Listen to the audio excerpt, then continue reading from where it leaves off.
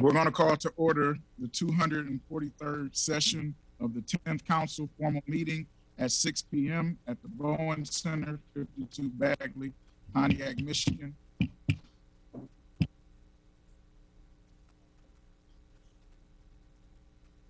Invocation by Councilwoman Taylor Burks.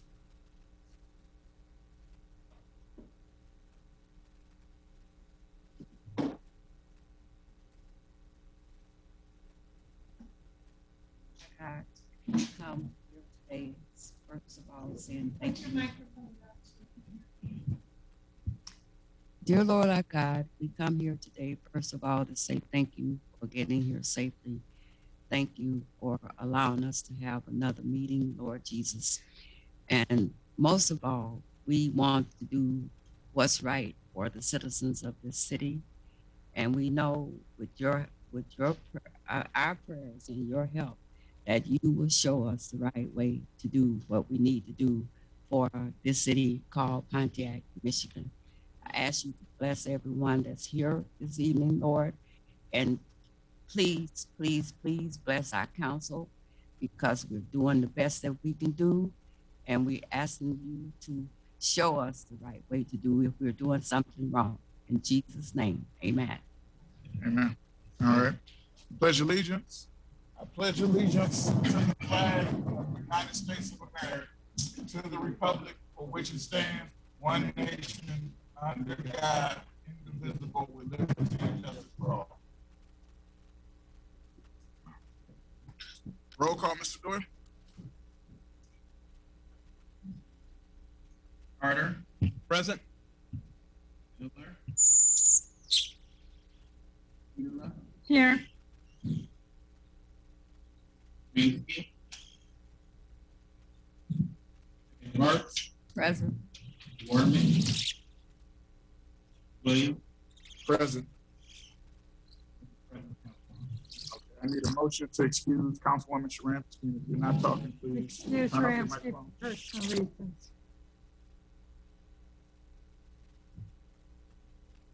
Okay. All right. Any discussion? Seeing none, roll call.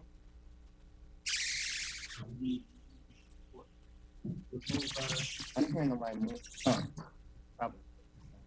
It was moved by me, but there was no support that I know of. Oh, okay.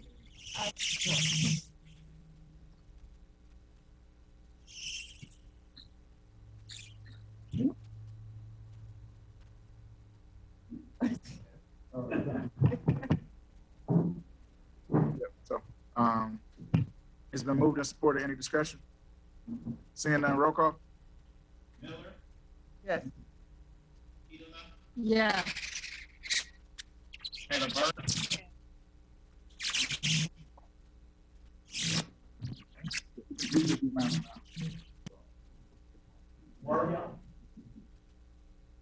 Yes. William. Yes. Carter. Yes.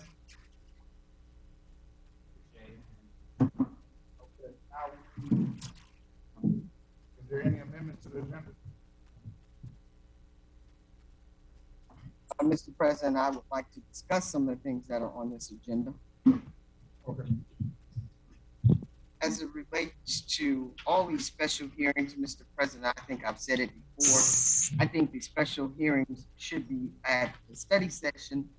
When we come to the formal meeting, we should be ready to vote and to have 4 or 5 presentations one day. There should be no more than 2 presentations. So, as you, I agree with you, Councilwoman Waterman. So, which presentations would you like to remove?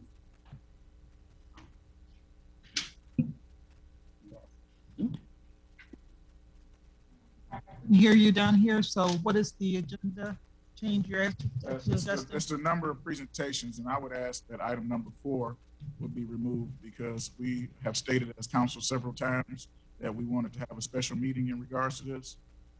Well, the special presentation was what you had asked for a couple of weeks ago, and you wanted to know what the guidelines were. And so we're coming to present that. Not only the council has asked for that, but also the public wants to know. And so that's what we were prepared to do for your request. The request was to have the That guidelines is in number writing. 4, the American Rescue Plan. Okay. And you have said each week, the rules were that you would have 3 special presentations. So we had been waiting, some of these we've been waiting for a couple of weeks. And so we followed your rules, and that is what we had put on the agenda. But the things that people want to know about, including the back to normal clinics that we're Okay. having in the city. Councilwoman Waterman had the floor. Yes, thank you. I really don't care if we have any of these presentations today, as far as I'm concerned, but that's up to this honorable body. But I will state again that I believe that these presentations should be at a study session where we can talk about them, and when we come here for the formal meeting, we should be ready to vote. So do you want Because to, we've had discussion, had study session, we should be ready to come in here and vote. okay, so is there a motion to I move move. items Support. number 4 and 5? 4, next- 5, and 6. 4, 5, and 6 to next week? Yes. I support it. Okay, it was moved by Taylor Burks and supported by Councilwoman Petula. Any city council discussion? Seeing none, roll call? Yes. Yes. Yes. Yes. Yes. Yes.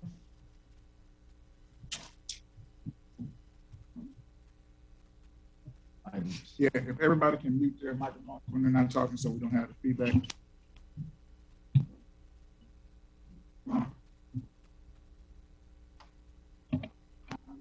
To approve the agenda as amended.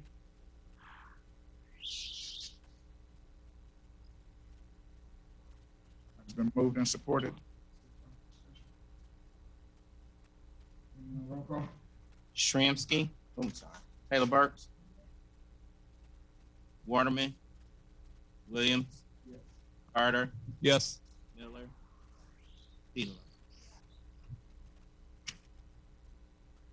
6 yeas. Agenda is approved. Now we need approval of minutes from June 29th, 2021. All right, it's been moved and supported. Any discussion? Seeing none, roll call? Taylor Burks, Waterman, Williams, Yes. Carter, Miller, Petula. 6 yeas. Okay. All right, which brings us to item number 2, subcommittee report from public safety, June 11th, 2021. Okay. Before we get to item number 3 and open up the public hearing, is anybody from administration here to present what the funds are going to from CDBG before we open up the public hearing? Please come to the podium, Ms. Phillips.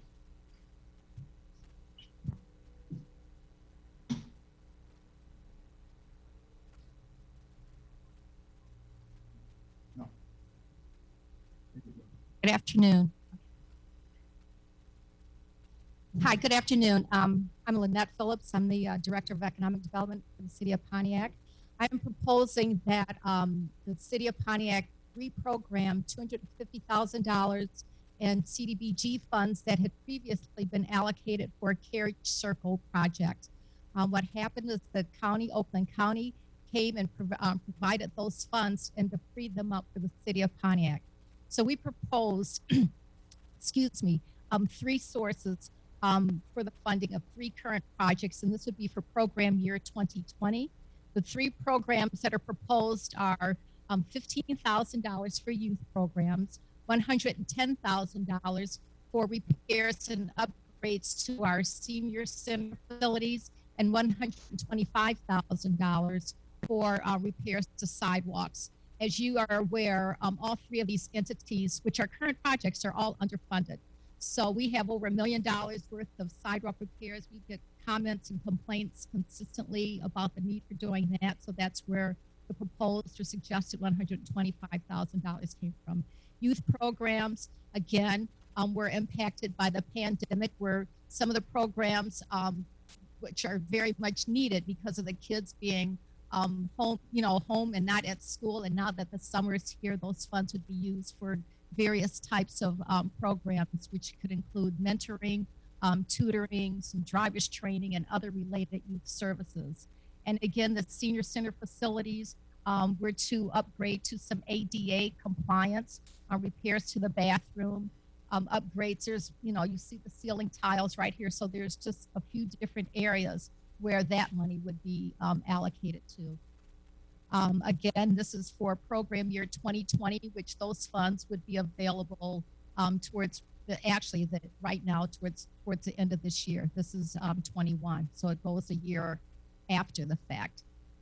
Are there any questions? Is that how this goes? Can I ask the audience for questions or? We're going to open up a public hearing, and then after that, the agenda item is number 13. Okay, thank you. So we're going to open up the public hearing at 6:17.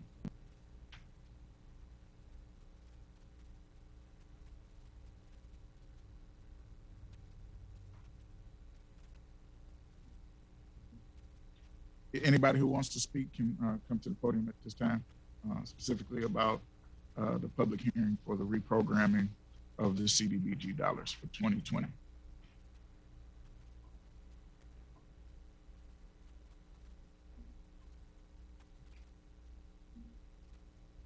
State your name and address, please.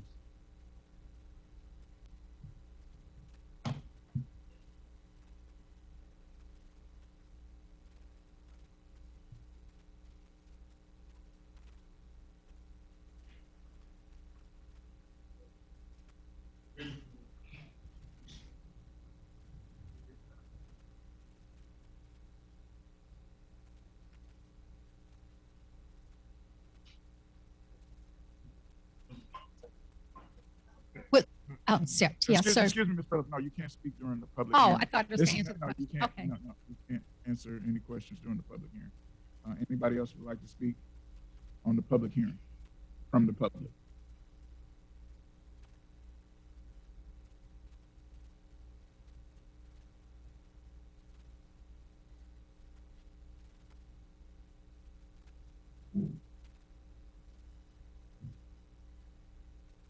Okay, seeing nobody else for the public hearing, we're going to close the public hearing at 6:19.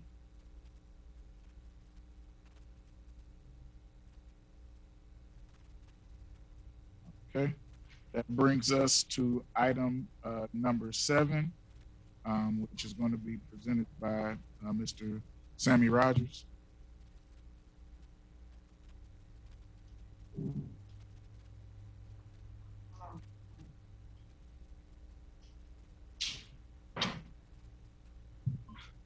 What'd you say? Oh, 10 minutes total. I'll take the whole 10 minutes. All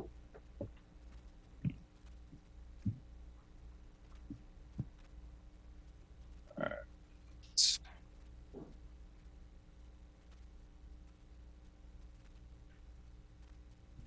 Good afternoon. Well, good evening, everyone. Council, Mayor, Deputy Mayor, everyone in presence. Hello, clerk. My name is Sammy Rogers. I am the founder and owner of Higher Learning Institutions, situated here in Pontiac, Michigan, downtown at 17 South Saginaw. We started this school to educate and train, basically establishing the workforce development here in the city of Pontiac for the cannabis industry. I knew that the cannabis industry was coming to Michigan, and I knew that Pontiac was going to be a hot zone for it. And one thing I wanted to make sure was that the people of the city was not left behind. So I started what I started, which was my vocational and technical school. So far, we've trained over 100 and something, probably like 110, 115 individuals so far.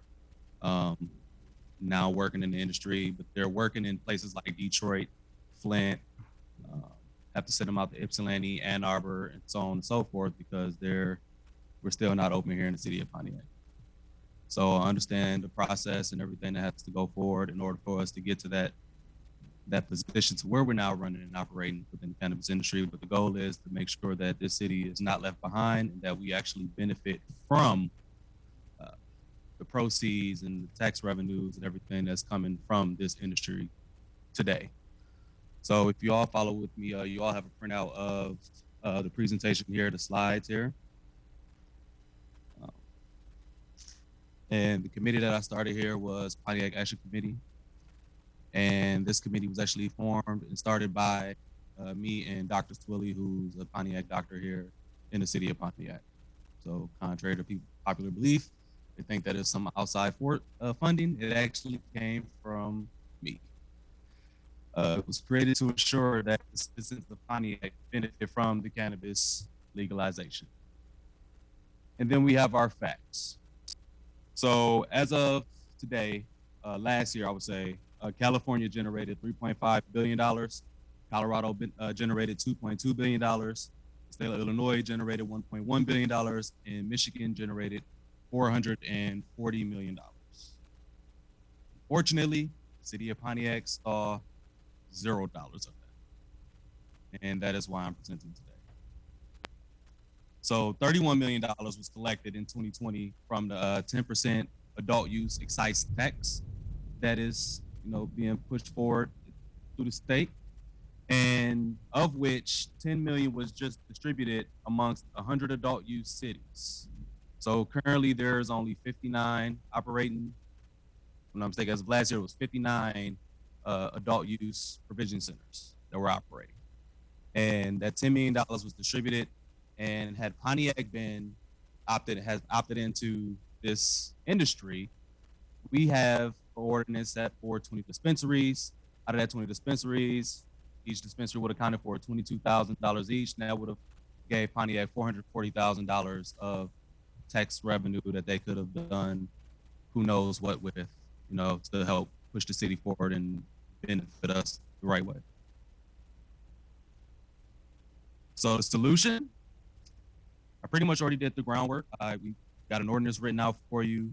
I've already established workforce development programs. I even already have an incubator program set up, already created, ready to roll out to make sure that the people in the city of Pontiac will actually have a real opportunity to build a sustainable business and be educated within this industry. And then Pontiac opens to recreational adult use. That's solution number 2. And 3, a dependable revenue stream is now created. So these are the solutions that I know for sure that will, benefit and move us forward when it comes to this industry. Again, I'm in this industry. I see how much money is being made, and being that I'm from here, I really want to make sure that the people in Pontiac is actually benefiting from this. So my proposal, our plan calls for only 20 dispensaries in the city. It stays the same. No new dispensaries. Nothing is changing. I do not want to see any more dispensaries come within the city. We can keep it at the 20, leave it right there, and you pretty much just let them roll into recreational to avoid lawsuits, no issues, no hiccups like what happened in Detroit with the lawsuit that took place. This allows ample opportunities for entrepreneurs and access for residents. 20 locations also ensure that Pontiac receive millions of tax rebates and eligible for benefits from the state social equity program. Our plan also requires that any new licenses within the city are partially owned by Pontiac residents. So outside of the medical licenses that, once they become medical and then we can roll over into recreational, they're set, they don't have to do anything extra, but any new license going forward, we will call to make sure that we do have ownership at some capacity, and we're calling for a 20% clip. So we want to see that a Pontiac resident or Pontiac residents own, however they want to break up that 20%. We just want to make sure that Pontiac residents has a piece of the pie when it comes to any new licenses going forward, not the medical licenses that are transitioning into recreation, to make that clear. Our plan also keeps cannabis legal. It keeps it in the legal, secure spaces off the streets. The number one goal here is to get our basement growers to get into the Class A or Class B grow license. There are some skilled growers that are growing out of basements, garages, so on and so forth. And these guys are very talented. And the thing is, the medical industry kind of like blocked them from getting in because it calls for this higher revenue or proof of funds, whereas the recreational market does not. And the recreational market also has the social equity programs that allows them to, get discounts on their licensing fees at the state level as well. So I have quite a few people that I know that are caregivers within the city, and to see them, bring their talent to the main stage is a big deal and a big key for me. I want to see those guys thrive, and I want to see Pontiac thrive in that area. Coming into all of this, I really wanted Pontiac to focus on the production side of things as opposed to, just the dispensary. There's so much more to this cannabis industry than a dispensary. We have processing facilities, we have cultivation facilities, secure transportation, delivery services, packaging, lighting, hydro stores, and more. So it's so much more to the industry, but everyone was so focused on the dispensaries when there's so much more that Pontiac residents can benefit from outside of that. So as we dive into the ordinance, again, I just wanted to make it clear to those who are, in the runs for medical, this does not interfere with them per se. Basically, again, this all goes to the new licenses. So everything pretty much stayed the same within the medical ordinance. The only thing that's pretty much new going forward will be consumption lounges, micro businesses, and delivery service. And I guess in the recreational markets, they have drive-throughs at the state level if cities allow it or not. So that's pretty much the only thing that's new. I left the medical ordinances as is. I didn't bother it too much. Like I said, I left the 20 dispensaries alone. You just let them be, and they roll over into recreational. And then, like I said, I want us, the people, especially people in Pontiac, to focus on the production side of things. Cultivation facilities, Class A's, Class B's, Class C's, micro businesses, and things of that nature. So the city, same proposal. When we go to proposal section 2, the eligibility and general provision, like I said, we just pretty much keep 20 as is, no new number, and we left everything else the same as was with the medical ordinances, as far as no cap. And a lot of people looked at the unlimited thing when they said unlimited grows in the SNP, but how many actual people actually applied for the cultivation licenses? We probably had maybe 4 or 5 people that actually applied for it. So it's not like it's going to be a ridiculous amount of, new growth. You still have to be within the zones that the city set forward. It's just that it leaves it open, the actual opportunity for the people in Pontiac to actually get a real chance at getting into the industry, unlike it was set forth for the medical. And then we fast forward to the focus of all of this.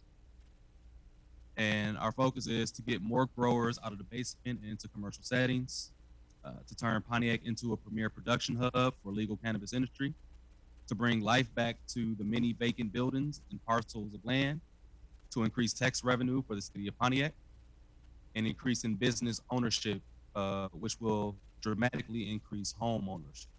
I truly believe that, because it did for me as a business owner myself.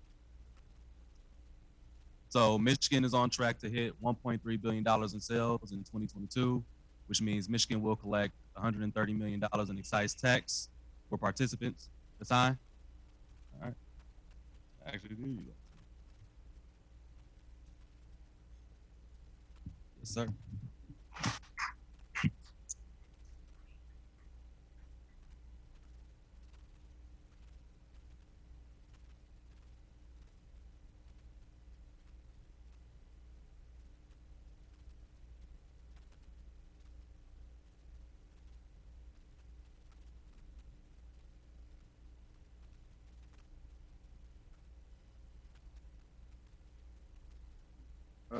So do we have any elected officials?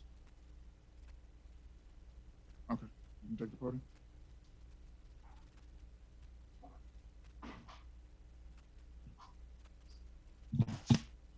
Good evening, all of you. My name is Melanie Rutherford. I have the pleasure and delight of being the secretary for the Pontiac Public Library.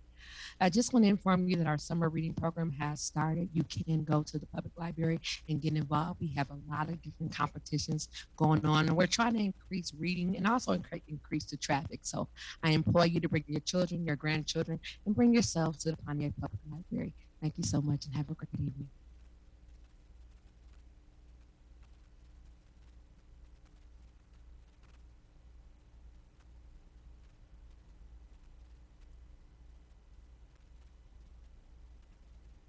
the clerk just brought something to my attention. So.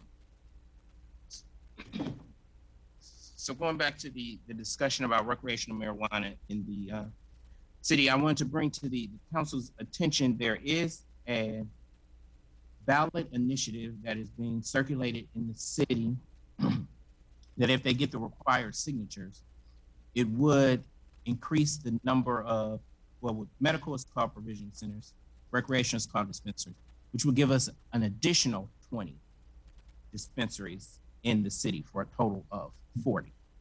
So if the council does not act as it relates to opting in for recreational marijuana and coming up with its own ordinance, there is a possibility that if the people who are circulating the ballot initiative, they get enough signatures, it put on the November ballot, this, and the council hasn't acted before then, the city could possibly have 40 dispensaries in the city. So just to bring that to the council's.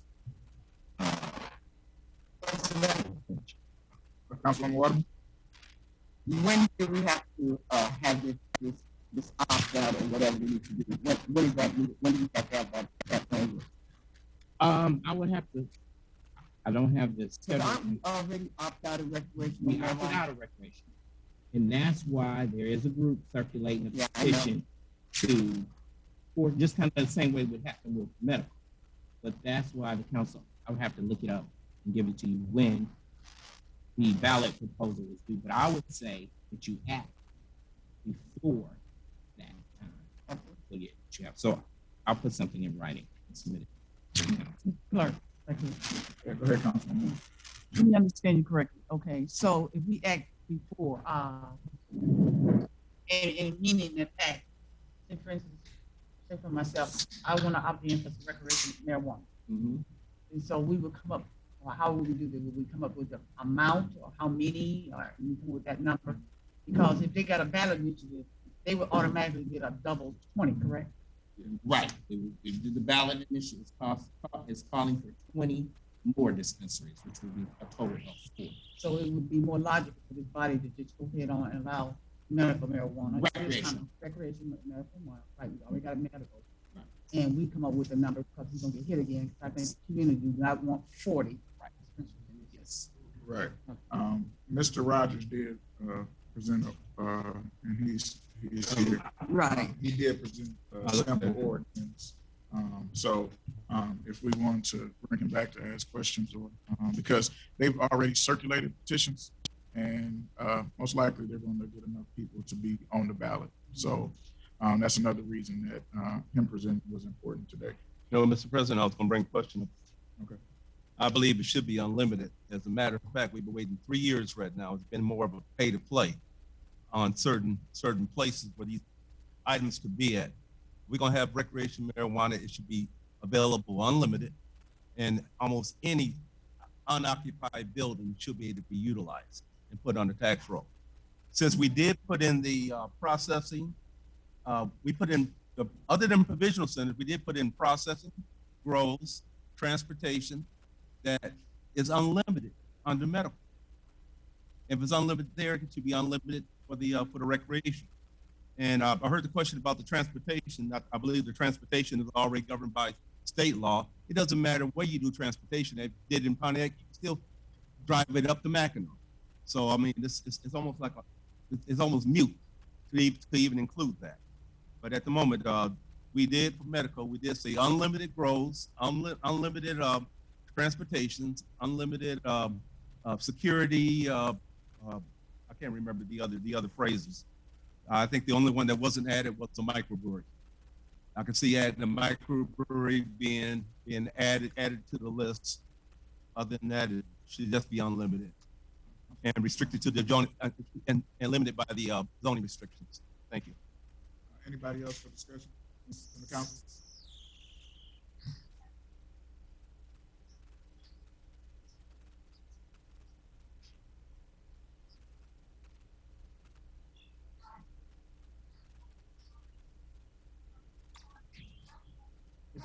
Can you speak into the microphone? I can't hear you. I don't know what's going on. I think your battery's out. Trying to speak in mind. There you go. Thank you. back when we had the medical marijuana, we put a ballot initiative on there, two of them, one for only 4 dispensaries instead of the 20, and one for opting out completely. We lost by 1 vote. We don't need 40 dispensaries in the city. People are already complaining we have 20. I hear it all the time in District 3. I have a mixture of young and old in my district. So it's just as everybody else does. So Sammy, can you explain this to us, please? Yes, it's not calling for 40 or an additional 20. It's literally leaving the 20 as is. But instead of, adding any new dispensaries, you're just letting those 20 dispensaries that are already licensed as medical roll into recreation. And that's there we go. Yeah, I guess ours is connected. But yeah, so that pretty much removes that lawsuit opportunity that would happen in Detroit, because Detroit went on a one-to-one basis. They're not issuing a recreational license to the already medical facilities until a citizen from Detroit get a recreational license, and now they had the lawsuit, and the program went kaput. So the goal here is to allow those dispensaries, let us not focus on dispensaries, but instead focus on Pontiac becoming a production hub, and we center our focuses on production as opposed to dispensing.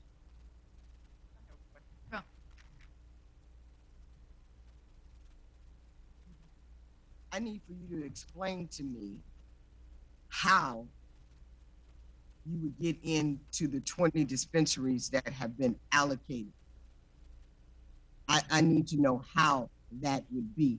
These people who have received the permits to have, I know the 5 that has been done down in downtown. I don't know where there's going to be 5 in the overlay over on Caesar's Affairs, and 5 up on Walton, and then I guess 5 within. I need to know how that will happen, that you would be able to come into these people who already have these medical marijuana. Because you're sitting here saying it's not going to be an additional. So how does that happen? Okay. Mm-hmm.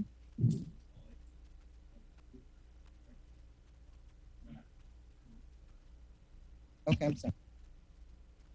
So basically how it works is, if a dispensary is already established, they already have the medical license. When it comes to, it's really just much as flipping a switch saying that they can now sell on the recreational market as opposed to just medical. So now an adult that's 21 years and older can come in with just their ID as opposed to having a medical card. They can come into that dispensary now. I hear you with that.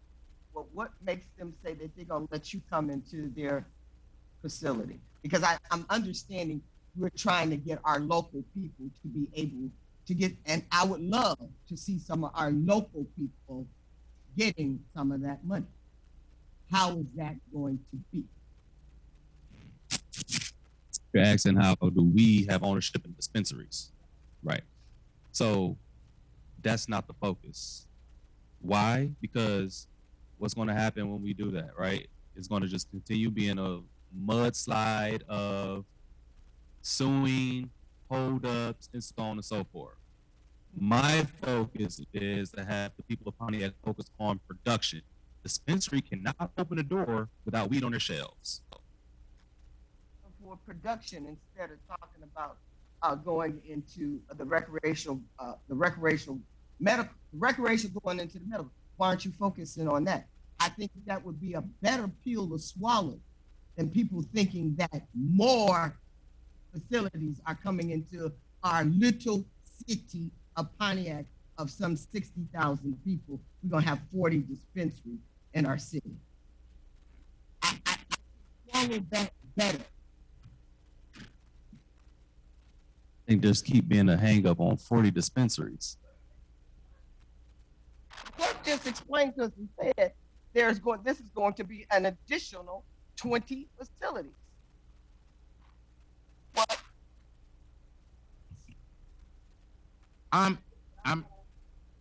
I'm not referring to Mr. Rogers' proposal. What I'm saying is there's another proposal circulating in the city that is calling for 20 additional dispensaries.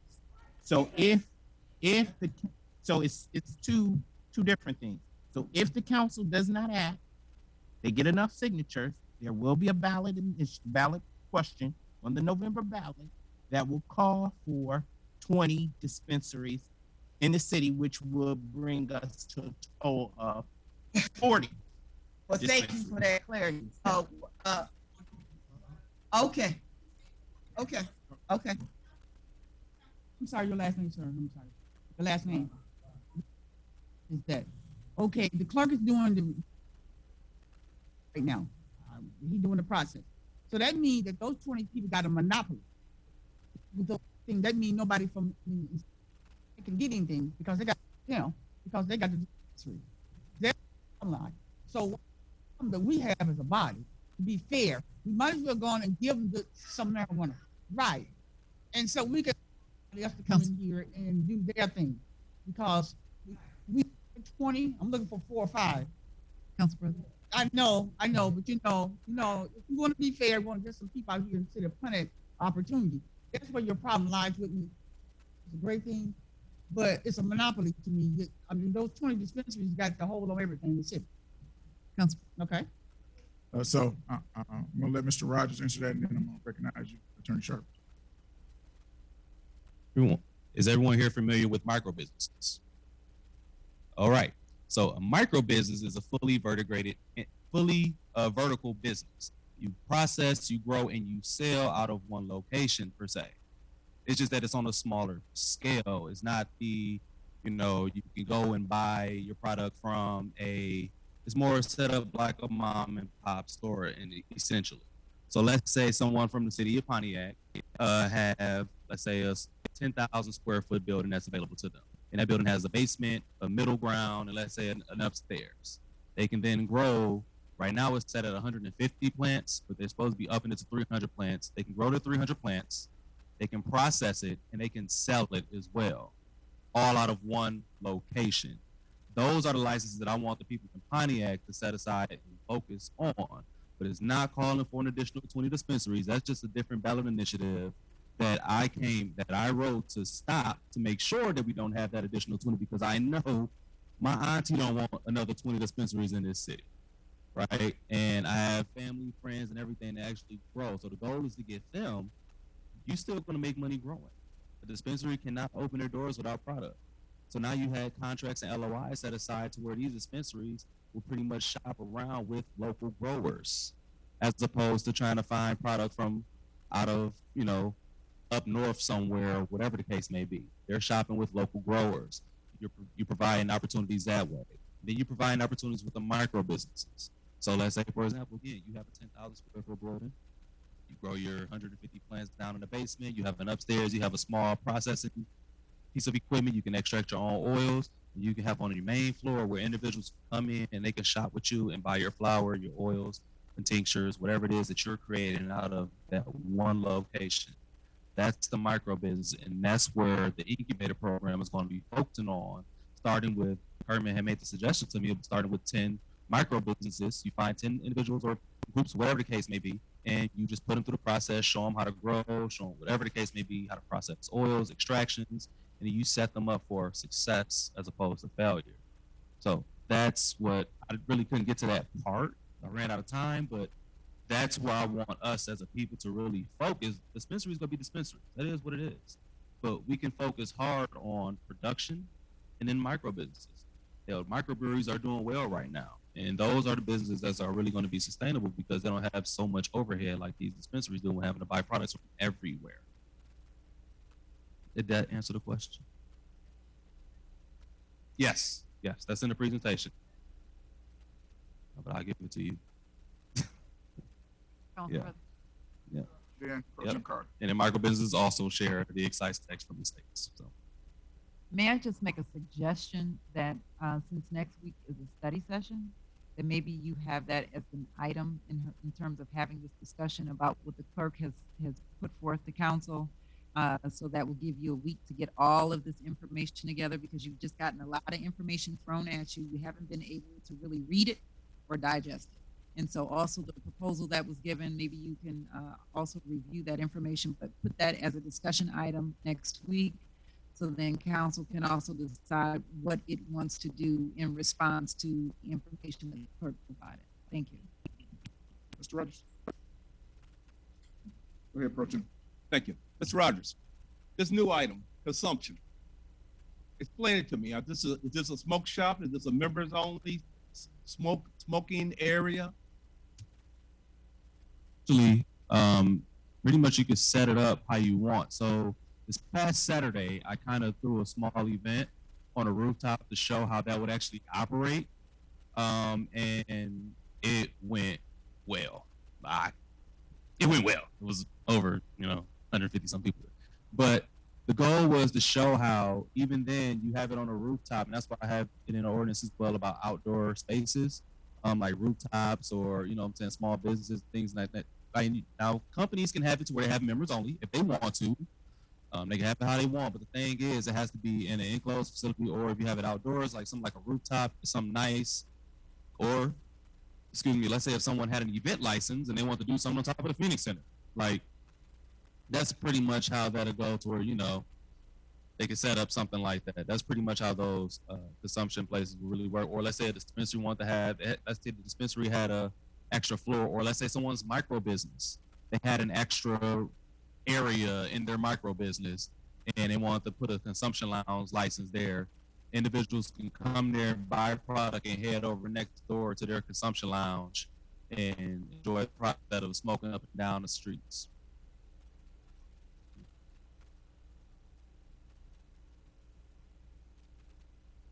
Yes. Right.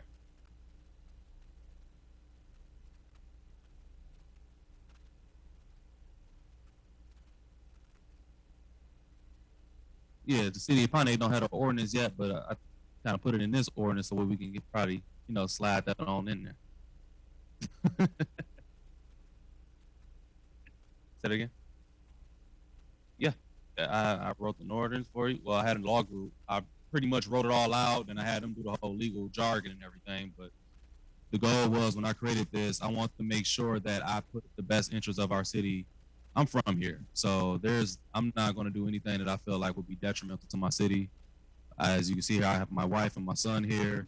I'm not going to do nothing that's going to, put him in harm's way. My goal is to make sure that should I pass on, he have something that he can actually take over eventually. So that's what I do. Yep. Okay, Mr. Gibb, and then Councilwoman Miller, and then we're going to put this as an agenda item for next week so we can review his ordinance, and then if we got any pertinent questions, we can ask him next week. So, Mr. Gibbs, and then Councilwoman Miller. Thank you, Council President. The ordinance, we haven't had a chance to look at it on behalf of the city attorneys. There are a couple of points that have been put forth that aren't red flags necessarily, but do cause some legal concern. I did hear about the assertion that the medical marijuana dispensaries, once awarded, would be automatically considered for something like this. It raises some difficulties within the medical marijuana statutes of the state. So if the council is interested in pursuing this, then I would suggest that there would also be a referral to the city attorney to provide a review of this work that's been done so that it doesn't lag in the future and we can be proactive, and that the city attorneys, Mr. Bostic is here tonight on behalf of Jamarco Mullins and myself, could begin to look at this right away. There are some concerns that have been raised, not negatively, but just legally, that we would want to make you aware of as you're considering this. Okay, sounds great, and I think Mr. Rogers' attorney is here. If y'all could get and exchange information, that would be good. So between now and next Tuesday, some of those things probably could already be answered. Councilwoman Miller.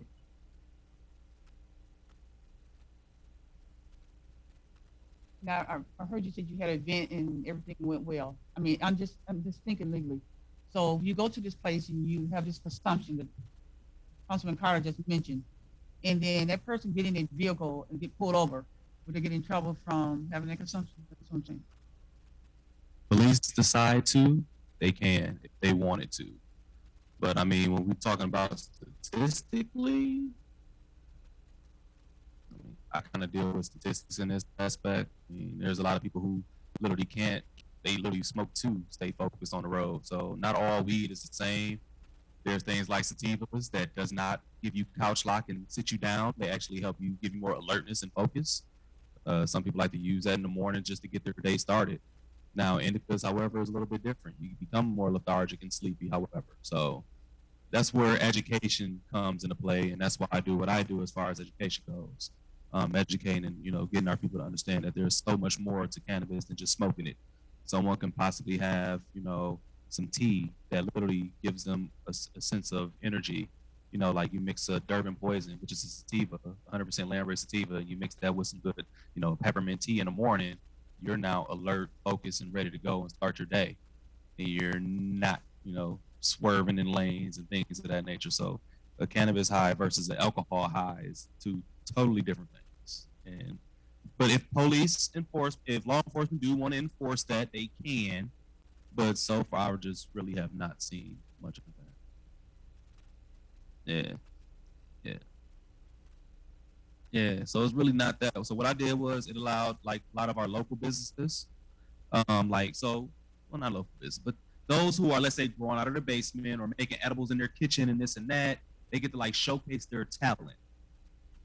And so I had some investors from out of town. They came up here to see the local talent. I want to show people, you know, this is what Pontiac has to offer. Like, we have a lot to offer. We have a lot of talented individuals. We have people that was making shirts, people who make labels, packaging, things of that nature. So it's so much more to this cannabis industry than just smoking and getting high. Like, it's medicine. And, you know, just from seeing what it's done for my grandmother, I know for a fact what it can do for a lot of people. So. Okay. Yeah, go ahead, Mr. Clerk, and then we're gonna move on. So there was one other issue as relates to marijuana. I was previously informed by the city attorney that we cannot regulate caregivers. Up to 72 plants, you could grow them. You didn't have to get any type of license or permit or anything like that. So I'm being now contacted by a citizen off a telegraph who's saying that facility is going into place at 1536 Telegraph. And it's basically like a provisioning center, but they haven't, I don't know who's issued permits or anything. And he's saying his residential home, I think this is in Pro Tem Carter's district, is not that far away from him. So the reason why I say this all is because when I went to the Clerks Institute, I was informed that we can regulate caregivers. There was a lawsuit in 2020. It says the city can do an ordinance that requires caregivers to obtain a permit to grow medical marijuana. It can be restricted by caregivers to their dwelling or attached garage, and not necessarily in commercial spaces. So if the city attorney could check into this, the case, and I'll give them the cases, DeRuyter versus the town of Byron. And this was a 2020 case, which allowed the city to create such an ordinance. Because what is happening is you're having growers act as if they are just caregivers without going through our whole application process and pretty much setting up shop and just doing under 72 or less plants.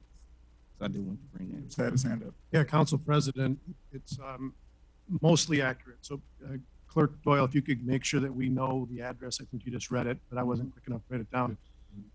The caregiver portion of the medical marijuana statute for Michigan, until the Supreme Court case in DeRuyter, said that municipalities couldn't regulate caregiver as a medical growth. So it's a caregiver. It's required to have a caregiver licensure with the state, register with the state as a caregiver, up to 72 plants per license in that regard. The Supreme Court did indicate that reasonable regulation that would not prevent or prohibit in any way. Now that's being interpreted in many different ways around the state. Some are saying that in residential areas that you must be a tenant or an occupant of your residence as a lawful resident. Some municipalities are saying it should be limited to industrial and commercial areas. is being interpreted. So courts didn't define specifically what would be the regulatory prohibit or environment that would be permitted in those cases. Pontiac, as you stated, currently does not have an ordinance. Mr. Gustafson in planning is currently working on a draft of that because we have had 3 or 4 different caregiver operations that we made sure. There's a registration process that has been developed in planning from the administration that would make sure that the city is gathering all of the licensure information that the state requires so that these are known, the locations identified. We're tracking to make sure that all the licensings are active, concurrent, and it's not being expanded into greater than what is allowed under the act. And so we do have some foundation of that, but it is something that needs to be addressed. So, Ms. Clerk, I was just gonna ask the other question, Mr. President, is that I'm very familiar with that one, but the Michigan law also changed that the owner cannot be a customer anymore. So yeah, it was 72, but the owner himself cannot be. So that limits it only to five distinct customers that can frequent that building. And within the case, it was supposed to be in residential only, not in commercial. The 15 something Telegraph is like a commercial building, and I have an issue with that. Also, the city would be violating whoever got a permit to be a caregiver in a commercial building. Also, it violates the residential 400-foot rule. There are residents that are next door to this business, so the city would be violating its own ordinance if it's allowed to open that up. If 15 something North Telegraph. Thank you. Okay, thank y'all. I don't want to get too into the weeds with this. So what I'm going to suggest is, Mr. Gibbs, when you guys find that property and deal with that, that would be great. But as for next week, the major discussion will be on the ordinance that Mr. Rogers presented, and then he will also be there to answer questions after the city attorneys have went through it, so we can discuss that in detail. But as far as the Telegraph location, if the city attorneys can just give us a report next week, that would be excellent. The caregivers ordinance, yeah, all of that detailed in. Okay. All right.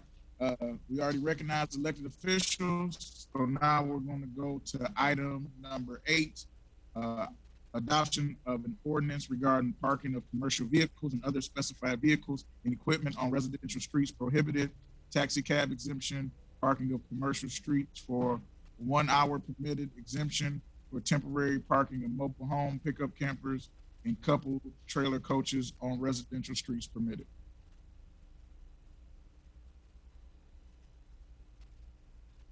Who's presenting this? Okay, so is there a motion? Oh. All right. Any discussion? Seeing none, roll call. Waterman, Yes. Williams, No. Carter, Miller, Petola. I'm sorry.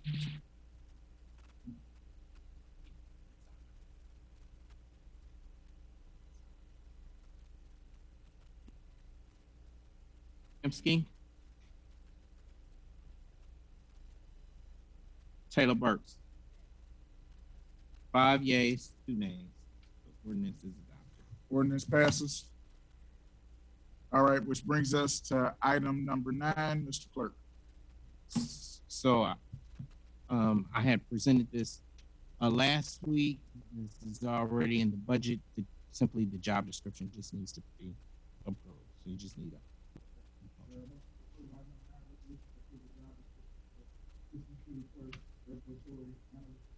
Oh.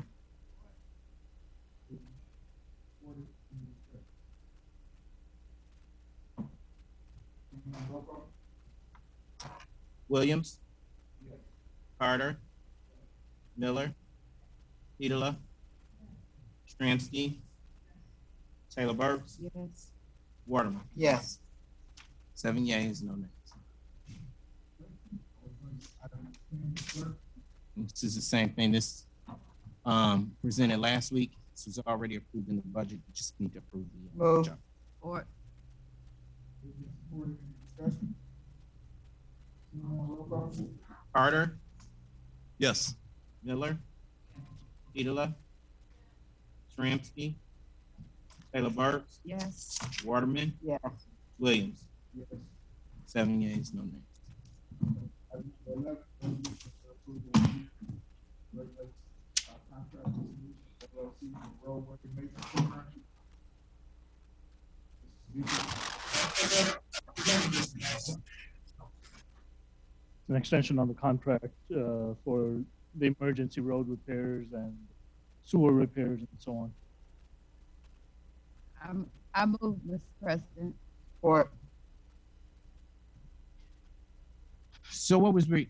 Siddiqui did provide the current contract, but what was asked was the document that would show the 1-year extension. And that has not been provided actually for 11 or 12 as to what you would actually be voting on. So if you would defer, right. yeah. Do you have it today?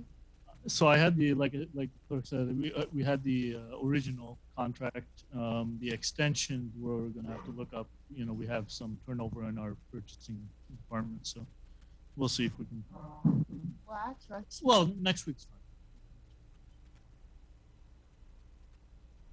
Why can't we just go ahead and do it? Okay, so we have to pull back our thing and then decide to do this for next week. Because there was a move in support. Is that what you're asking to do? If it is, I will. I think it was moved by Me.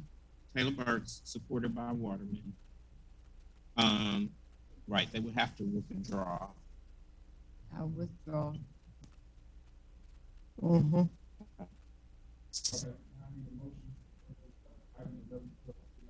I move. Support.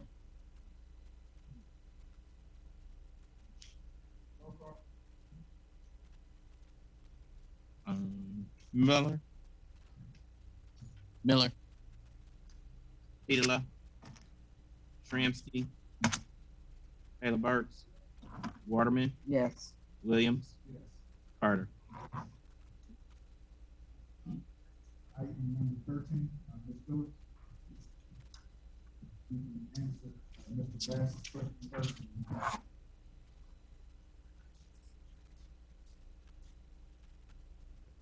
Oh, okay. Sir, your question was, what is the process in terms of how CDBG programs are, how they are reviewed, considered, and processed? So the process actually starts with Oakland County. We have, a book of various types of projects. The city also has a subrecipient agreement with Oakland County, and that limits the city to no more than 4 projects or 4 programs per program year. So internally with our CDBG department or CDBG group, we review, various types of projects that we want to consider, and then we bring those to city council to make a recommendation. So in this case, where these funds are being reprogrammed, but for program year 2020 before this, the same process was deployed. For program 2021, we've done the same thing. We proposed certain projects, came to city council and presented those, and then city council, makes the recommendations, and then we move forward with what's approved. So now this is a case that we're going through the process again, where we went through the public notice, and now tonight was the hearing, and now it's just we're proposing that these funds be allocated for these different projects. So it's all through community engagement, because they're in public city council meetings, and then of course presented to the city council body itself. Does that answer your question, or? Okay. Thank you, Ms. Phillips. I believe if you can stay around after, Mr. Bass is one of our neighborhood presidents. And so he's very familiar with the CDBG process that used to be through the city. And so I think he was asking about how did you guys come to the community before you guys ended up picking these 4 projects? I'd be delighted to have more conversations. Okay, my question, Ms. Phillips, is the youth services, that's going to Pontiac Youth Assistance, because I think you guys have changed the language that's in this resolution. I'm sorry, should I turn this off? Will that make a difference? Yeah, try it. Okay, yep. So number 2, $15,000. Is that still going to Pontiac Youth Assistance because the language has changed from what was originally there to the mentoring support programs for City of Pontiac Youth? Still going to the same youth programs. No. So this is very important to me. I'm on the Pontiac Youth Assistance Board. If it's going directly to Pontiac Youth Assistance, I will abstain from my vote because that's the proper procedure. If it's going somewhere else, then that needs to be specified so we know what we're voting on. No, it's going to the Pontiac Youth Assistance. And the language need to be changed and say exactly Pontiac Youth Assistance. So, Mr. Doyle, if we can change the resolution, I need a motion to change where it says youth services 15,000 to Pontiac Youth Assistance.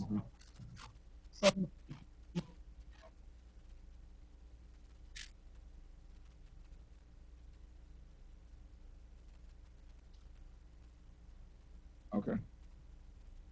Here, Mr. Doyle, never mind. It's under the whereas. If you can read that, well, it's been moved and supported. Now we need any discussion. I don't number 2. I'll be moved to another number. Okay. So let's vote on that first to change the language, and then we can go back. Okay, roll call on changing on amending language. Yes, on amending language. Yep, just on the language part. So you don't want to vote on the? No, because you still got questions. We need to just change what's there, and then they can vote on the item as a whole. Because I'm not voting. Is what I'm saying. I guess my question was, it's not going to be further amendments to the? It might be. Yes. I don't know what Pro-Tem Carter's question is. Yes, I have a question. Okay, go ahead. Okay. Mr. President, what I'm looking at is the senior center facilities. I do not see where we need to allocate 110,000 to the 2 seniors. Citizens centers, they already paid for it through millages. They should have all the ADA. The only ADA piece of equipment that is not in the building are the foot operated pedals for the some of the doors. Other than that, they should already be equipped with all the ADA. It's in '74, and it's been a millage for the last 30 years, 50 years. It should already be ADA compatible. That money should be allocated to the, I would allocate 110,000 to the sidewalks. Thank you, sir. Hold on, anybody else from council? And then I'll recognize. I do have a brief question. Well, I caught number 2 as well. So as far as the COP youth, it kind of threw me a little bit, but I'm a little confused, Council President, because if I remember correctly, about 2 years ago, these items were supposed to be done with Bowman Center, that we had money for them. What happened to that? The building was supposed to have this driveway done, Ruth Peterson, and then taking care of Bowman Center, some issues. What happened with the monies that was prior to this, that we have to go through the CDBG fund? That's what I'm concerned. I'm not having a problem giving them the money, but what happened to the money prior to what we had? Maybe explain, I wasn't here and I'm not trying to understand.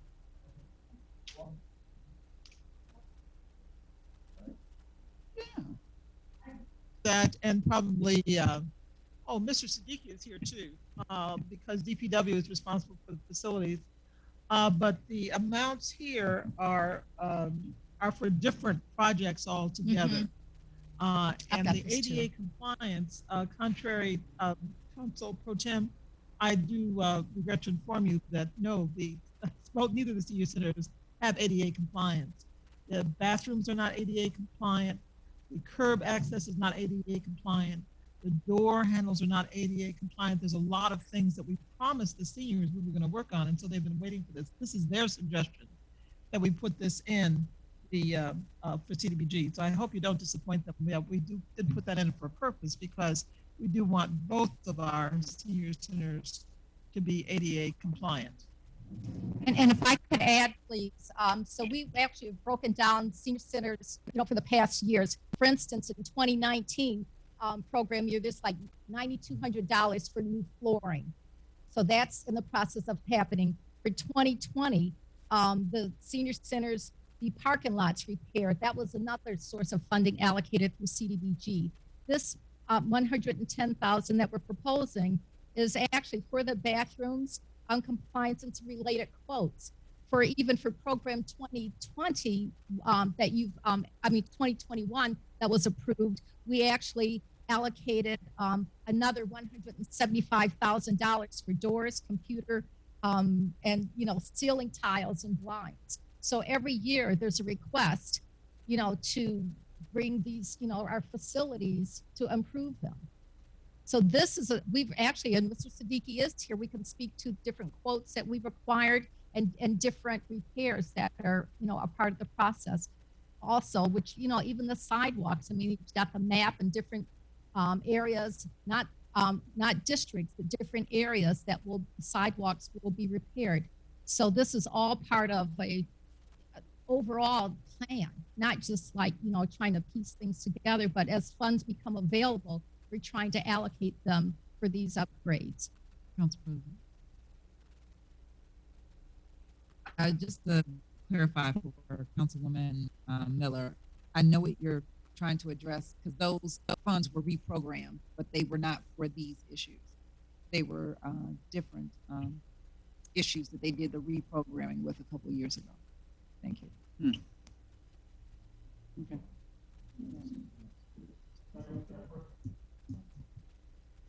All right, can we vote on the resolution as a whole? The amended resolution. Yep. We need a move and support. Support. Okay. All right, I'm gonna ask the clerk to read the resolution as it should read.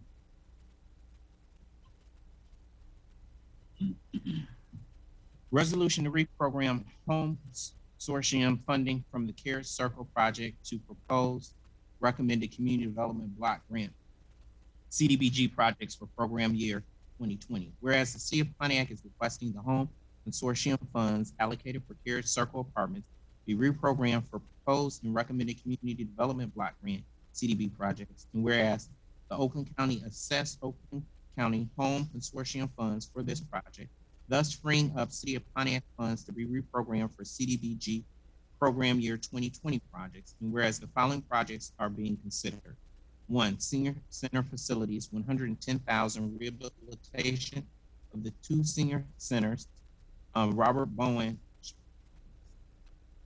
and Ruth Peterson bathrooms to upgrade to ADA compliance. 2, youth services, 15,000 to Pontiac Youth Assistance. 3, sidewalks, 125,000 to repair sidewalks throughout the city of Pontiac as outlined in sidewalk repair area map. Now, therefore, it be resolved that the Pontiac City Council approve the reprogramming of home consortium funds for CDBG projects for year 2020 for the proposed recommended projects for the $250,000 amount previously allocated for CARES Circle, which was paid by Oakland County out of the Oakland County Home Consortium Fund. Yes. Go ahead, Councilman Taylor. Why are we the only city in this whole area that have 2 senior centers? Everyone else has 1. We have 2. And it's not a whole lot of people that attends these. I just don't understand why everybody else can have 1 big nice place for everybody that want to come, but we have to divide ours up into 2. Thank you.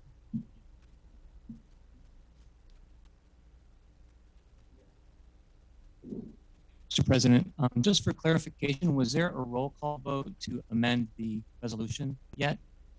No. Okay. So we need to take a roll call vote to amend the resolution.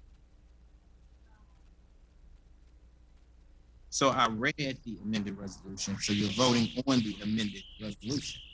They haven't taken a vote.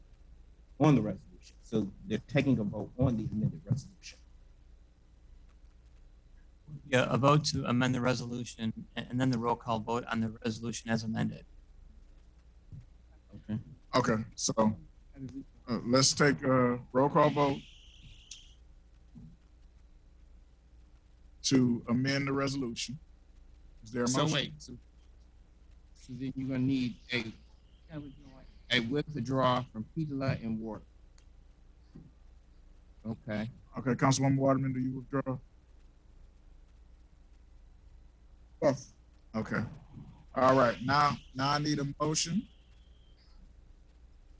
No, it doesn't, it's a formal meeting, so we can just vote. But I need a motion to approve the amendments to the resolution. Motion to approve the amendments to the resolution. Support. All right, it's been moved and supported. Any discussion? Seeing none, roll call. Shramsky. Taylor Burks. Waterman. Yes. Williams. Yes. Carter. Miller. Petola. 6 yeas, 1 nay. Okay. Now we need a motion to vote on the amended resolution. All right, it's been moved by Petola, supported by Shramsky. Any discussion? Seeing none, roll call. Taylor Burks. Waterman. Williams. Abstain.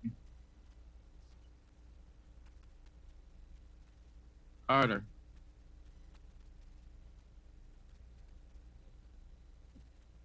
Miller. Petola. Shramsky. 6 yeas, 1 abstention. So the amended resolution is adopted. Thank you very much.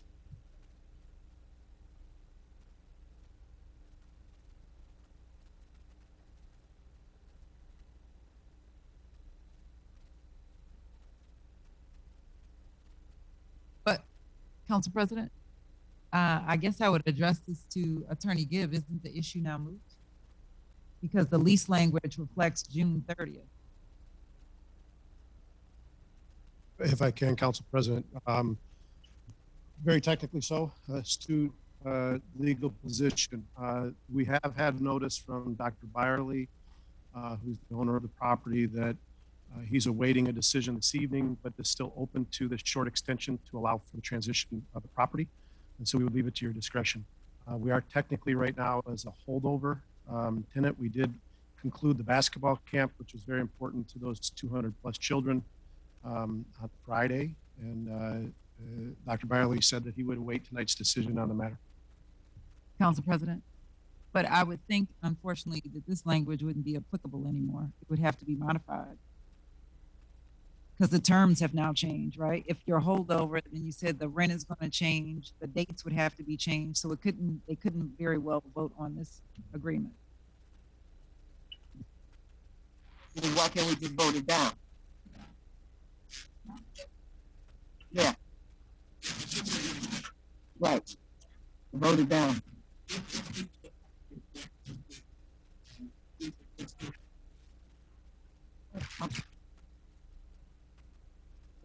What's before you is what's been agreed to in principle with Dr. Byerly. Maintain the lease at its current terms for 3 additional months to organize the transition, but it's at the discretion of the council if you'd like. Call for the vote.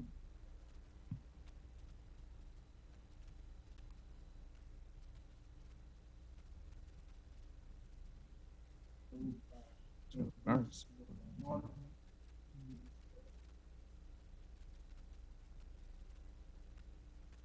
Seeing none, roll call. Waterman. Williams. No. Carter. Miller. No. Petola. She stepped away. Shramsky. I'm sorry, I couldn't hear you. No. Okay. Taylor Burks. No. 0 yeas, 6 nays. So the resolution failed. All right, which brings us to public comment.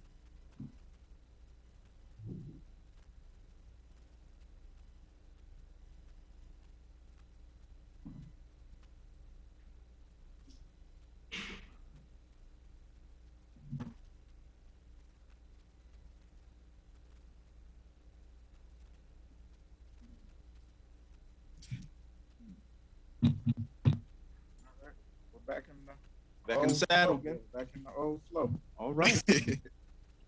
All right. Yeah, 1, 2. Just want to make sure. I don't forget anybody. Okay. First for public comment is Mr. Sammy Rogers. All right. Public comment, Vincent Cyril. Thank you, sir.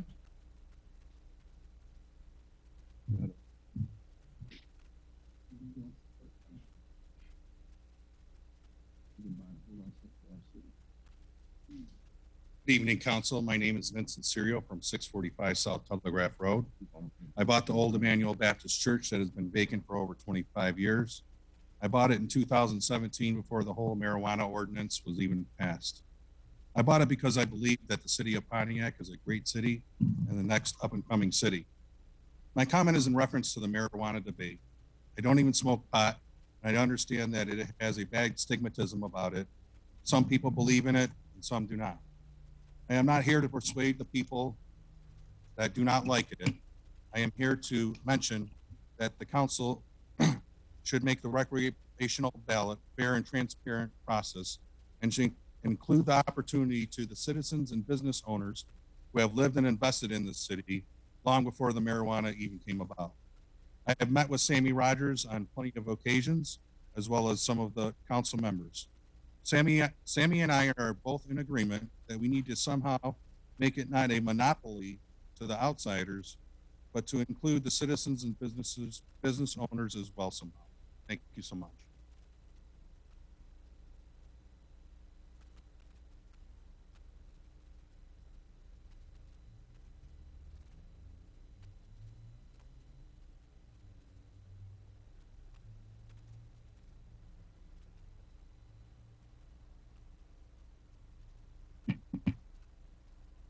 Good evening, the city of Pontiac and the city council and the honorable mayor.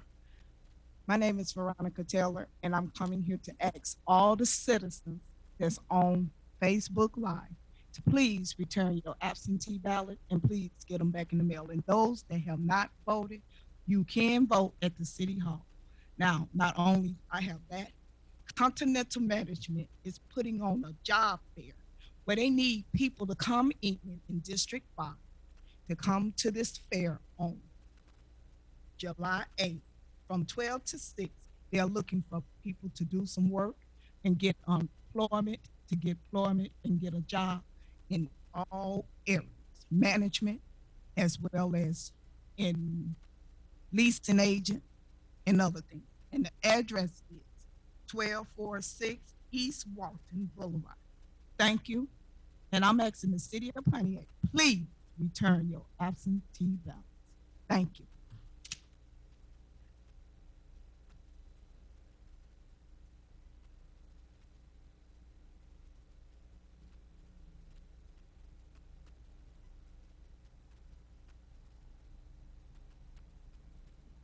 Good evening. My name is Melanie Rutherford, and I live in District 1. And today I want to talk about being socially smart. Social intelligence is the capacity to know oneself and to know others. Social intelligence develops from experience with people and learning from success and failure in social settings. Every day in our community, we are given the opportunity to be socially smart. In our community, we have been given the opportunity to work in our city. We have to respect and understand that the taxpayers pay your salary. So if a taxpayer asks the question, they should not be threatened by city workers. They should not be bullied. Being socially smart gives you the tools to know how to respond, when not to respond. And even if we disagree, to respond with respect. I am appalled by the actions of city workers who are paid by the taxpayer. I'm appalled by the manner in which some men in our community deem that they have the authority to disrespect women in our community. I understand how it feels to be attacked, for I'm attacked daily. But where is the line drawn? And when do we as a community become socially smart?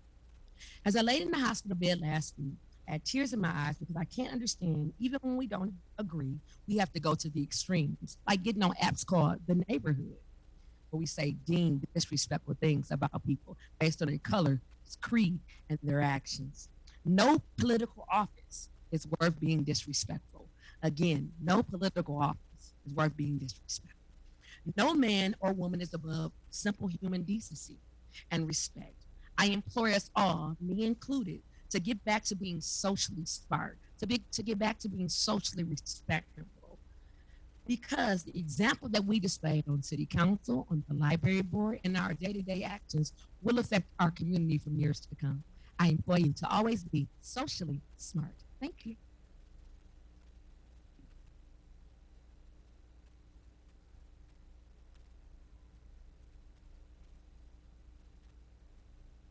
Tim? All right, we're going to closing comments. You have 3 minutes, Madam Mayor. The American Rescue Plan allotment to the city, the 37 million.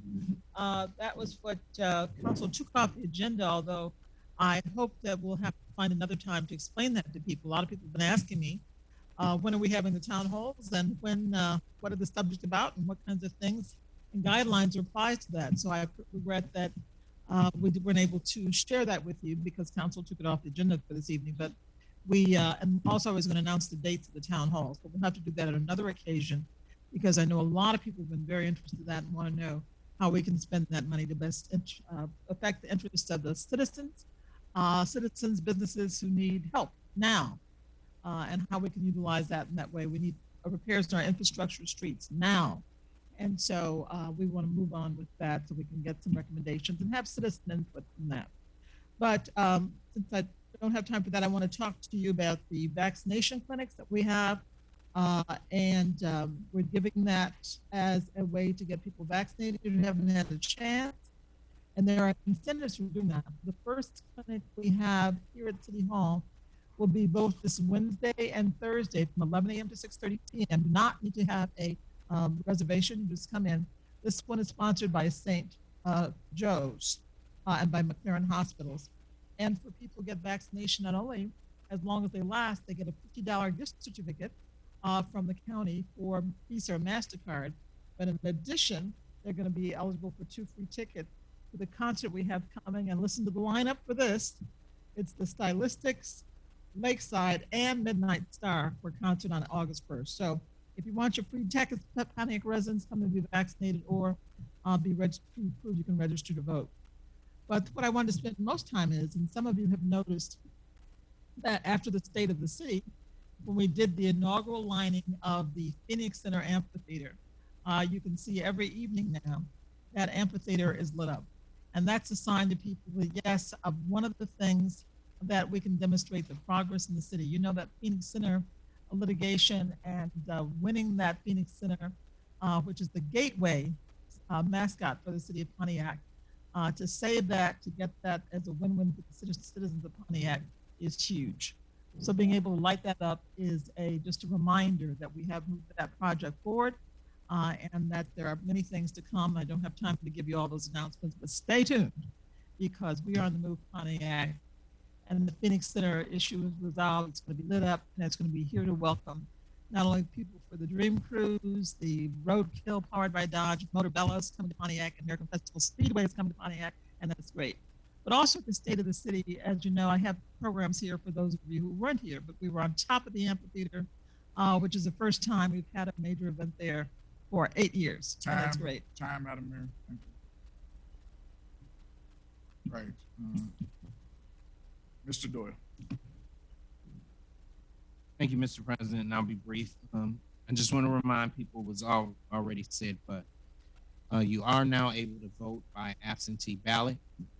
You can also vote in person in the clerk's office anytime between Monday through Friday, 8:30 a.m. until 4:30 p.m. So again, please return your absentee ballots.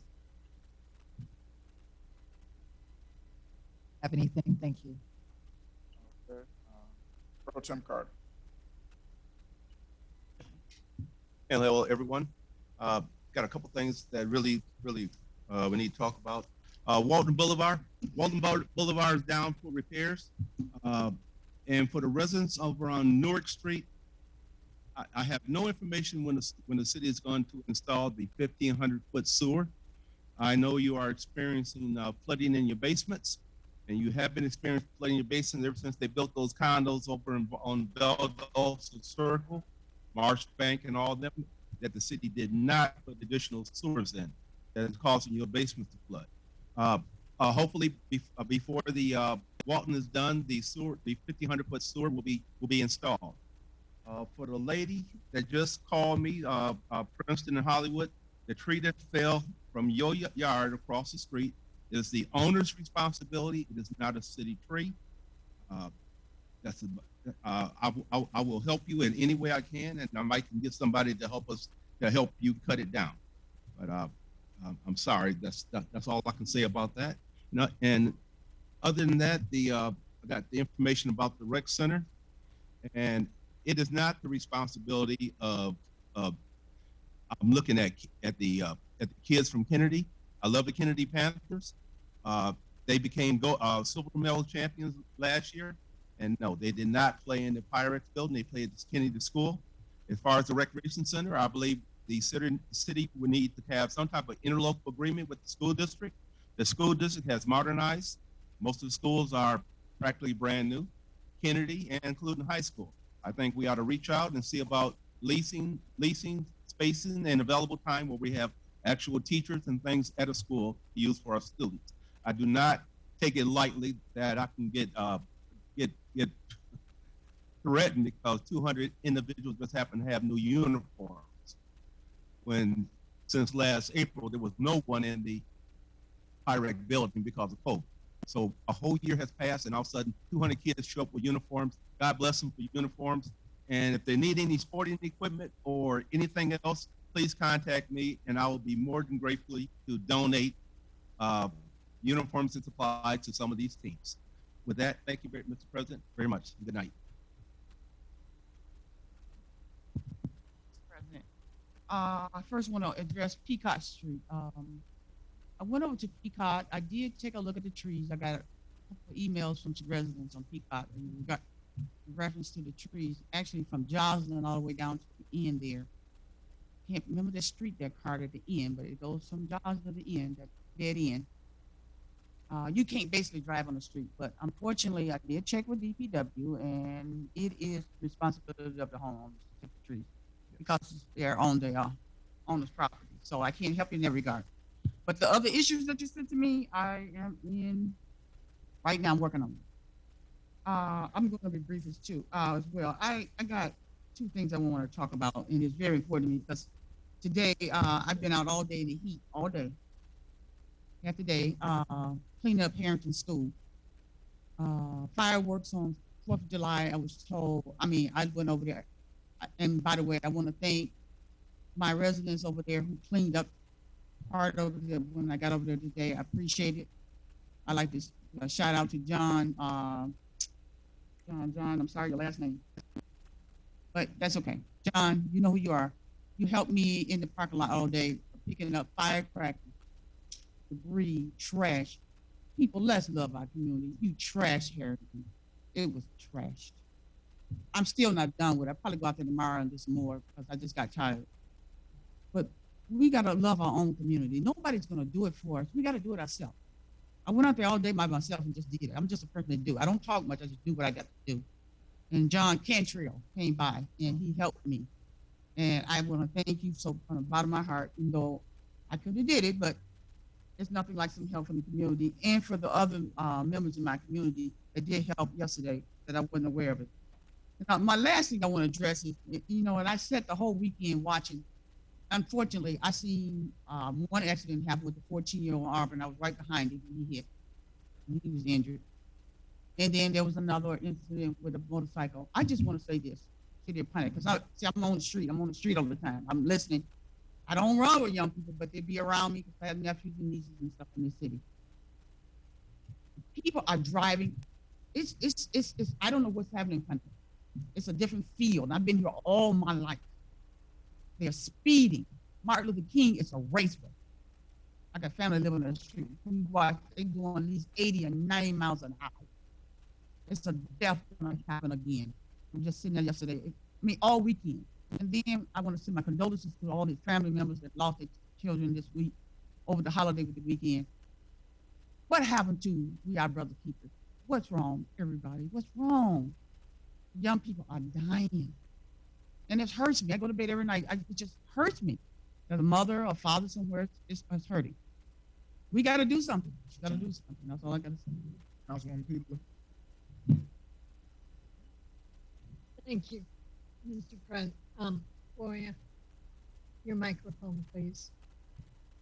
Thank you.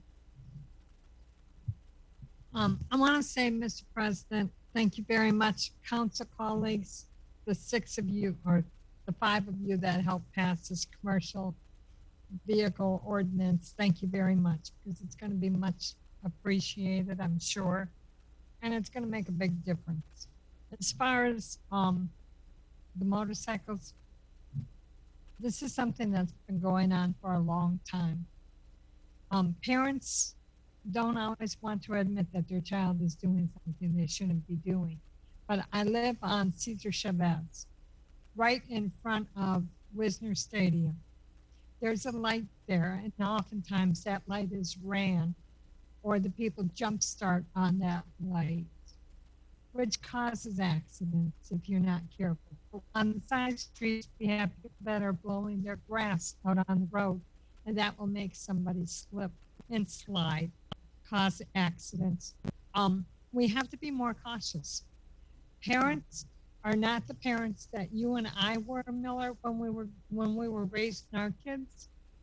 They now tell you it's none of our business. I have one woman down the street from me that will tell me if I don't like it, don't look at it. These are 10-year-old kids that have broke a window. The neighbors seen them break the windows to the empty vacant garage next door to me. And we have these problems. When I to her is 10 days for both up. If you don't like it, don't look at it. It's going to stay there until it's removed. The attitude that we have, or that we encounter, is unbelievable. DPW, I will say I had a tree come down at one time in a neighborhood. It was a city tree, thank goodness for that. And the fire department did come out, DPW did come out, they took care of that. And I can be grateful for that. However, if this was on the woman's property,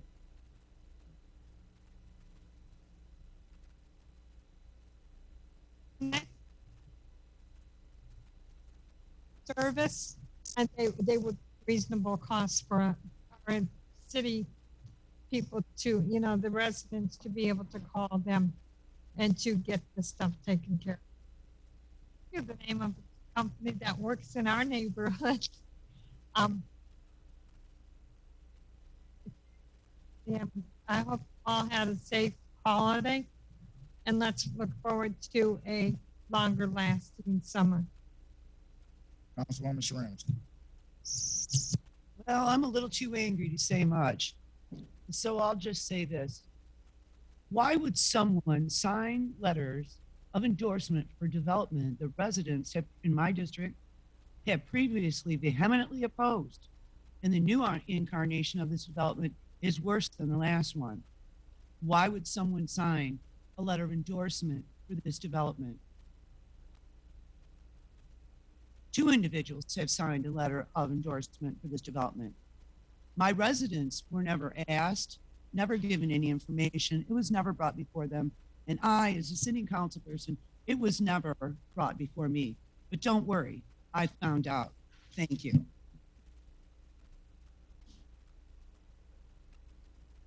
Councilwoman Doris Taylor Burks. Thank you, Mr. President. I'm hosting a tea party for girls 8 years to 12 years. It will be held at the Pontiac Library, lower level, from 10 to 3. And I'm asking that they do not wear pants. I want them in dresses. So, and we are going to have a wonderful time. I had one 3 years ago now, and they were beautiful. They were just beautiful, and we had a wonderful, wonderful time. So I'm doing it again this year, just me, and not asking anybody for anything. It's me. And so if you have a daughter that is at least 8 to 10, please feel free to bring them to the Pontiac Library. It starts at 10. And I didn't put the date on here. I'll have to give you the 17th. Okay. And we will be in the lower level and have games and food and everything there for them. And just call me and let me know so I'll know how much to get. And my home number is 248-334-1508. If I'm not there, just leave me a message and I'll return your call. Thank you and have a wonderful evening.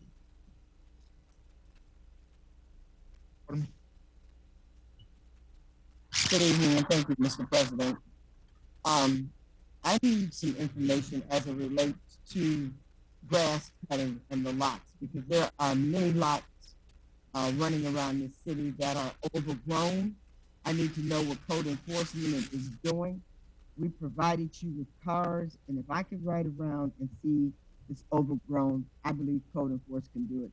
So I want to find out what the contract is, where we are with grass cutting, and this is something that I am not going to let get by, because some of our lots look horrible. Our city should look much better than what it does. So I want everybody who's getting a paycheck to get on the job and do what they're supposed to be doing. As it relates, I'd like to send out a special honors to Mr. King Harris, who had he celebrated 95 years young. They had a birthday parade for him. I attended it. I thought it was absolutely wonderful. And also Miss Louise Searcy. She celebrated 99 years young. And it was just absolutely wonderful to have been a part of those celebrations. And in closing, I want to send my sincerest condolences to one of my church members that I was just told by Dr. Taylor, Cavanero Peels. She was a wonderful person. She sang in the choir. She was on our greeters ministry. And truly, that she is going to be a big void at our church. And I just want the family of Miss Cavanero Peels to know that my heartfelt condolences go out to the family, and I will be contacting them. And with that, Mr. President, I will say good night and thank you. Sorry to hear about Miss Peels. Also, while we're giving out condolences, I couldn't even find the words to text my colleagues. Mr. Larry Marshall has passed, and so a stalwart in the city here, and so I will be expecting us to do some resolution for him, just because we've lost a lot of people recently. So just want to send my condolences to that family. I do want to thank all the city employees who stayed extra for the council meeting today, the people who set up the chairs, the tables, the microphones, even though we got to get some better ones. But the people who gave those extra hours, these people have worked a full day and then came to have a meeting tonight. So I do want to thank the city employees. The last thing I want to say, and I wish the mayor had stayed for this, is we have a fantastic program running in the city right now called the Open Streets program. And so they block off a neighborhood park and the kids can play and do other things. And so it's the Pontiac Community Foundation, some other groups, along with the city of Pontiac, who's helping doing it. And so on Friday, we had a great time out there until about 6:30 when the city truck rolled up. Well, it wasn't a city truck, it was an outsider truck with 3 lawnmowers on the back. And they said, basically, we don't care if you had to park till 7 o'clock. We're going to cut this grass right now because we have to get to Warren, and we cut this grass in 45 minutes. You've never been able to cut a park decently in 45 minutes. They attempted to not only cut the park, but they didn't care about the kids playing. They didn't pick up any of the trash before they mowed it. And this was a city contract to do our parks. This was not a local group. And it was absolutely atrocious to know that this is sponsored by the city of Pontiac, but we're not coordinated enough to tell the grass company to come after the event is over.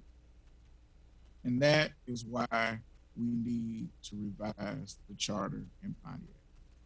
Anytime we can't work out a playground in a city, the government is broken. So with that, I'll say good evening, and I will adjourn this meeting at what time? 7:47.